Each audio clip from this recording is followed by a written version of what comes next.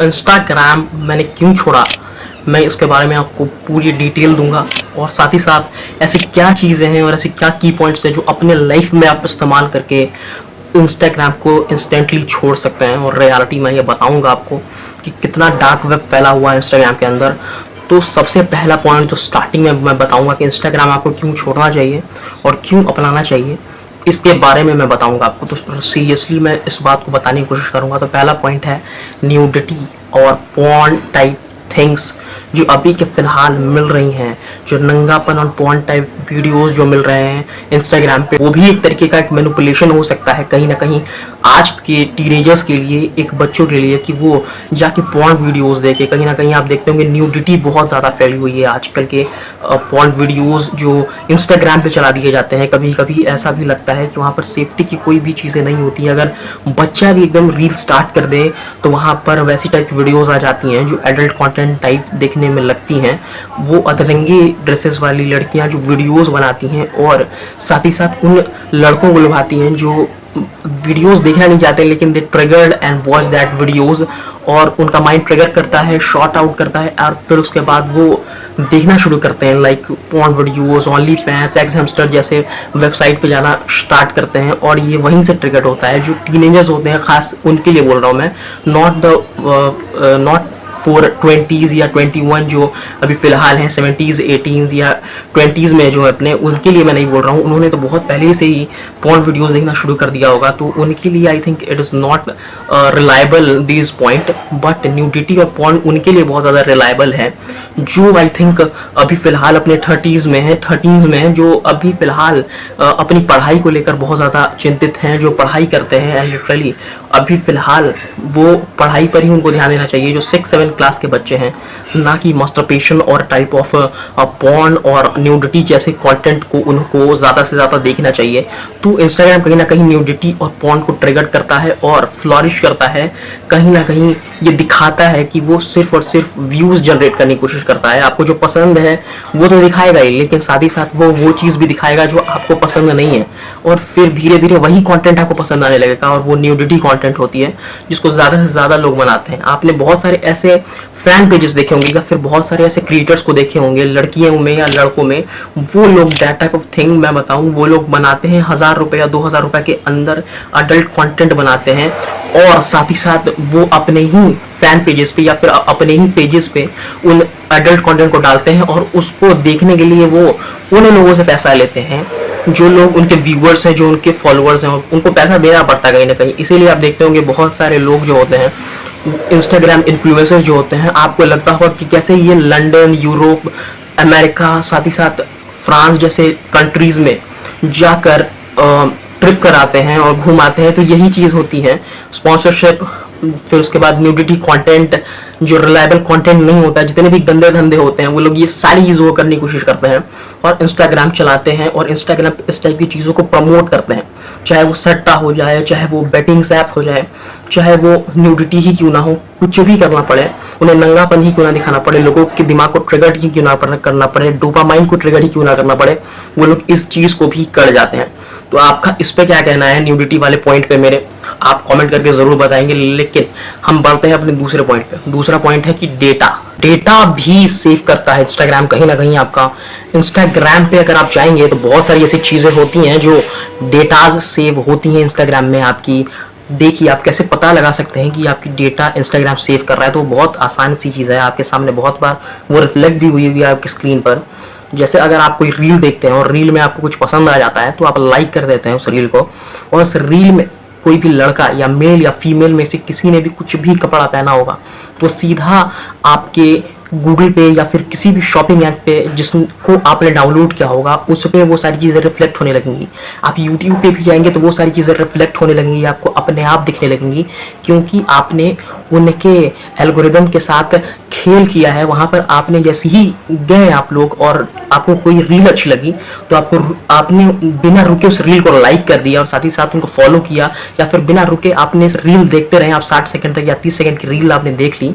तो यही कारण होता है कि उसके अंदर कोई भी कैरेक्टर होता है, उसने कोई भी कपड़ा पहना होता है या फिर कोई भी ऐसी चीज़ें पहनी होती हैं जिसके कारण उस चीज़ को वो लोग रिफ्लेक्ट करवाते हैं आपकी स्क्रीन पे, चाहे गूगल हो, चाहे अमेजोन हो, चाहे वो फ्लिपकार्ट हो, हर जगह वो चीज़ें आपको रिफ्लेक्ट होती हुई दिखेंगी। यहाँ तक कि यूट्यूब जैसे प्लेटफॉर्म पे भी वो चीज़ें रिफ्लेक्ट होती हुई दिखेंगी आपको टेम्पलेट्स में।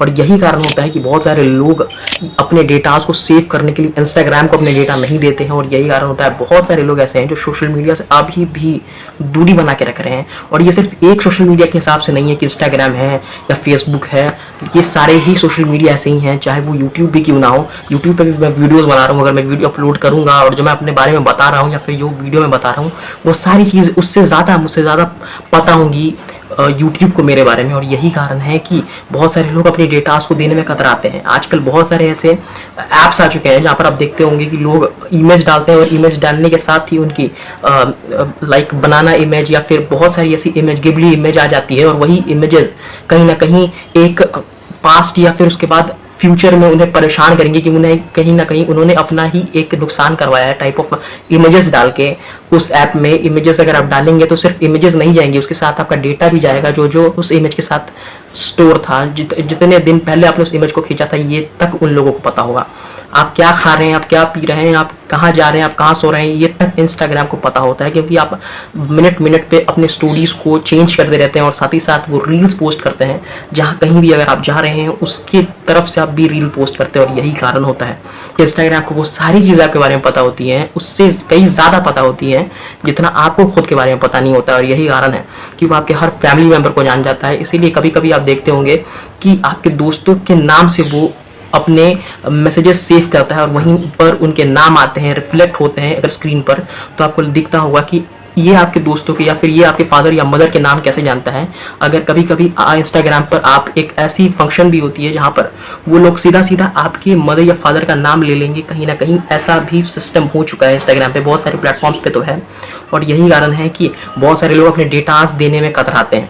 और कहीं ना कहीं अब फिलहाल आपको भी कतराना चाहिए अपने डेटास को देने में इंस्टाग्राम जैसे प्लेटफॉर्म पे, जहां पर न्यूडिटी पीक पर है। तो बढ़ते हैं हम तीसरे चीज पर कि कौन सी ऐसी चीज है जो बहुत ज्यादा मुझे रोकती है for using Instagram is like fandom. और बहुत सारी ऐसी चीज़ें हैं, जैसे आप देख लें कि बहुत सारे ऐसे इन्फ्लुएंसर्स हैं जो प्रमोट करते हैं लाइक बेटिंग ऐप्स। अब तो बेटिंग ऐप्स बैन हो चुके हैं इंडिया में, लेकिन बहुत सारे ऐसे इन्फ्लुएंसर्स हैं जो बेटिंग ऐप्स के साथ ट्रेडिंग ऐप्स भी प्रमोट करते हैं, वो भी इलीगल ट्रेडिंग ऐप्स।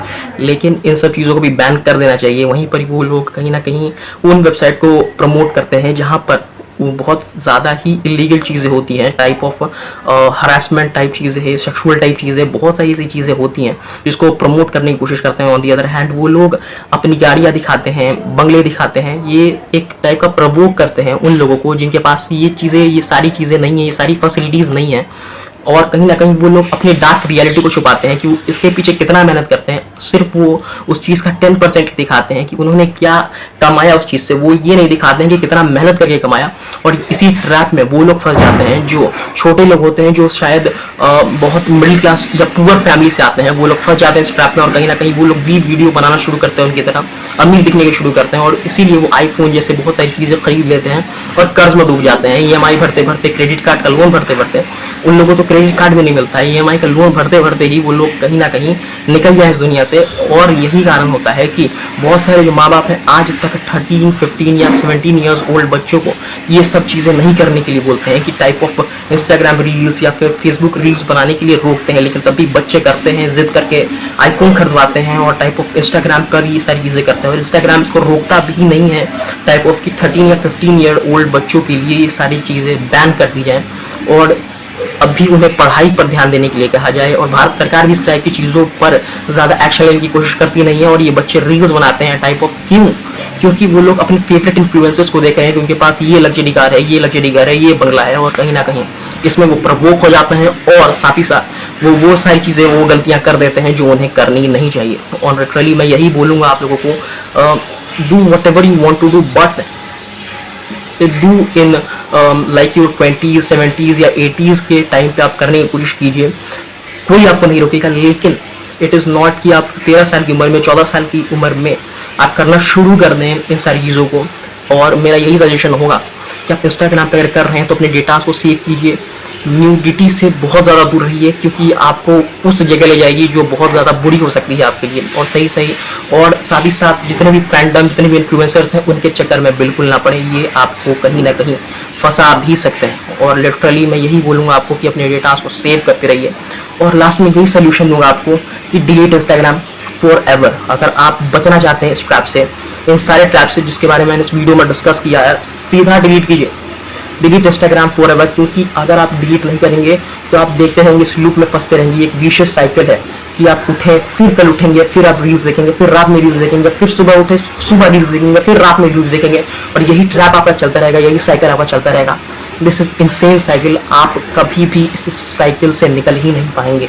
और ये सारी साइकिल अगर आप चलता रहा, इंस्टाग्राम कहीं ना कहीं आपके डेटा को सेव कर रहा है, वो एक ना एक दिन आपके डेटा को आपके ही खिलाफ यूज करेगा। और इसके लिए कहीं ना कहीं एक बार मार्क जुकरबर्ग ने यूएसए सेनेटर से माफी भी मांगी थी।